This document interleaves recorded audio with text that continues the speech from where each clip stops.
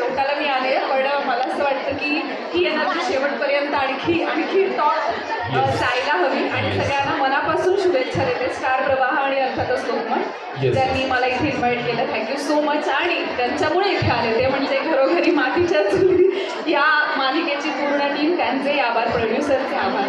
बरं, तुझ्या पात्राविषयी काय सांगशील मला? माया हे जे पात्र आहे त्याच्याविषयी काय? मायाबद्दल सांगायचं तर हे पात्र स्वीकारताना फार चॅलेंज होतं, कारण मी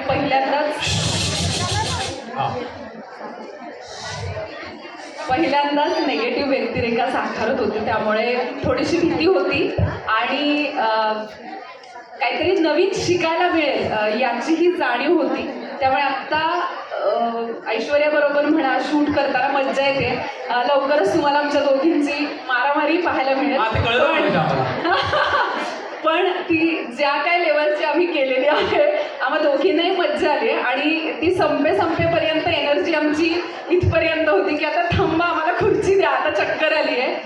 तर हे नवीन काहीतरी शिकायला मिळतंय आणि नकारात्मक व्यक्तिरेखा साकारताना काय काय चॅलेंजेस असतात हे मला कळायला लागले, कारण हे सोपं नाही आहे, हे प्रचंड अवघड काम आहे. आणि इकडे बघून तर तुम्हाला कळतच असेल की ऐश्वर्या ज्या पद्धतीने सातत्याने तिच्या डोळ्यात अंगार आहे. मला वाटतं मी एपिसोड्स बघताना तिच्याकडून हे बऱ्याच गोष्टी शिकते आणि त्या शिकायला हव्यात. आमचे दिग्दर्शक जे नव्याने काहीतरी सांगत असतात, काहीतरी नव्याने सुचत असतं, तर हे करताना एक मज्जा येते. शिवाय भावाच्या पाठी उभी राहणारी एक बहीण म्हणून माझं नाव आहेच आहे, पण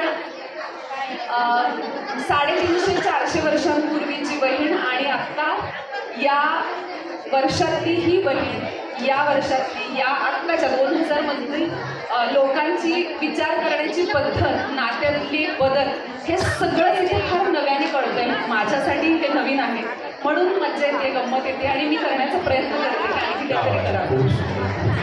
आणि ही नात्यांची जी अतूट बंधनं आहेत, ही नाती आहेत, ती आपल्या मालिकेच्या माध्यमातून आपण महाराष्ट्रापर्यंत पोहोचतो आणि प्रत्येक नात्याची उकल ही महाराष्ट्र आपल्याला उचलून का घेतो किंवा आपल्याला एक नाळ का जोडलेली असते तुमच्या सगळ्यांची.